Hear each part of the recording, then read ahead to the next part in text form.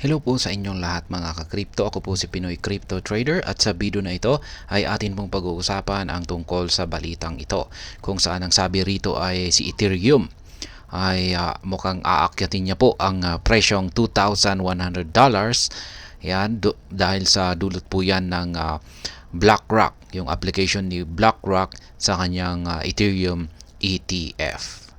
At ayan, bago po tayo magpatuloy ay nais ko lamang po munang bigyang linaw ang aking disclaimer kung saan ang nilalaman po ng video na ito ay hindi po ito isang financial advice.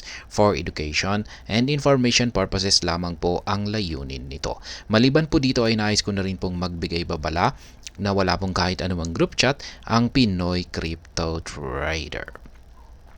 Ayan po. Sabi rito ay ang BlackRock Incorporated, ang pinakamalaking kumpanya ng asset management sa mundo, ay opisyal na pong nag-apply para ilista ang Ethereum Spot Exchange Traded Fund. Ayan. Ayon sa isang Form S-1 na isinumite sa Securities and Exchange Commission or SEC, nag-file ang BlackRock ng Ethereum Spot ETF na tinatawag na iShares Ethereum Trust noong November 15. Tulad ng binigyang diin, sinabi ng kumpanya na ang iShares Delaware Trust Sponsor LLC ang nag-sponsor ng produkto ng Ethereum Spot ETF. Kaya yan, opisyal na po.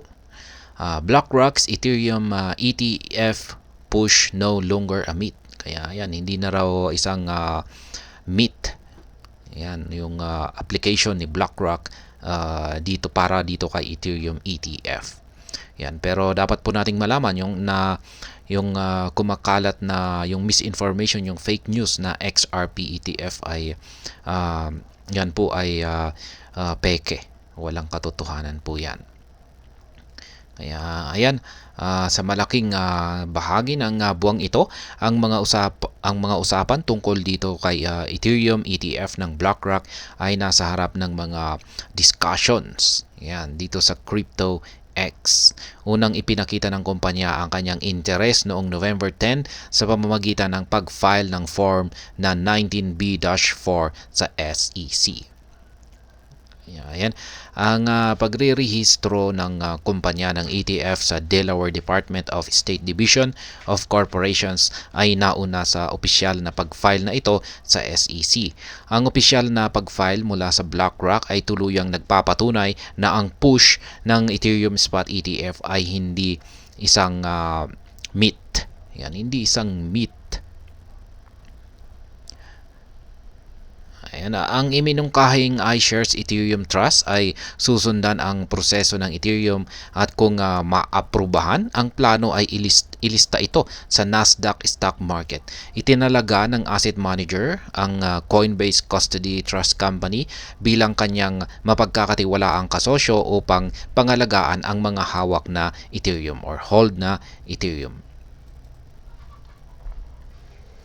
Ang responsibilidad na ito ay nagtatayo sa relasyon sa pagitan ng BlackRock at Coinbase na nagmula pa noong August 2022. Sa panahong iyon ay inilatad ng BlackRock ang mga plano upang tulungan ang kanyang mga institutional client na makakuha ng exposure sa Bitcoin or BTC sa pamamagitan ng Coinbase.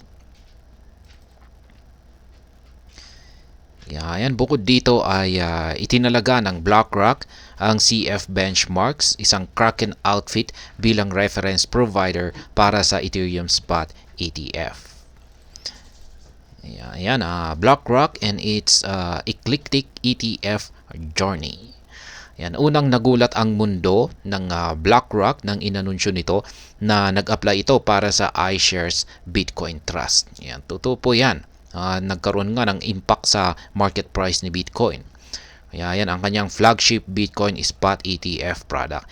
Ang hindi pa naunang hakbang na ito ay ang BlackRock ay na-inspire sa iba pang mga asset manager na mag-file ng kanilang mga application para sa produkto. Ayan.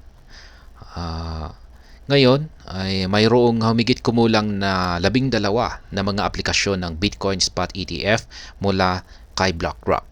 Yan, mula kay BlackRock, Fidelity Investments, VanEck, at Bitwise na naghihintay ng feedback mula sa SEC. Lampas sa Bitcoin at Ethereum spot ETF, ay nagpatuloy ang crypto ecosystem sa isang rampage ng isang peking XRP spot ETF filing.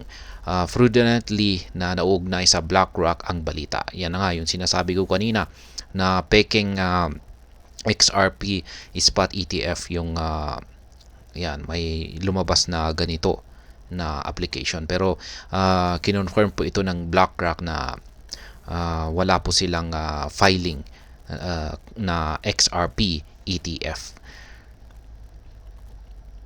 Ayan, sa kasalukuyan ay sa kasalukuyang investigasyon ng mga otoridad sa filing ay nakabawi na ang market mula sa gulo na yan dinulot ng kontrobersiya na ito. Ang kumpirmasyon ng file ng Ethereum ay nakita ang crypto na tumalon ng 0.56% ayan sa $2,028.60 na may trading volume na tumaas ng 2.3% sa $13.8 billion.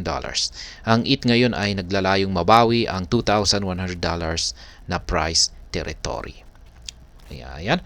Hanggang dito na lamang po tayo sa video na ito. Sana po ay inyong nagustuhan ang aking paliwanag dito. Kung inyo po itong nagustuhan, ay pakiclick lamang po ang like button nito. Para naman po sa mga bago lamang dito, kayo po ay aking inaanyayahan para mag-subscribe. Pakiclick na rin po ang bell icon nito dahil ito po ang siyang magsisilbing notification nito sa mga bago kong videos na akin ina-upload dito sa aking YouTube channel na ito. Marami pong salamat sa panonood. Ingat po tayo lagi at God bless po sa ating lahat.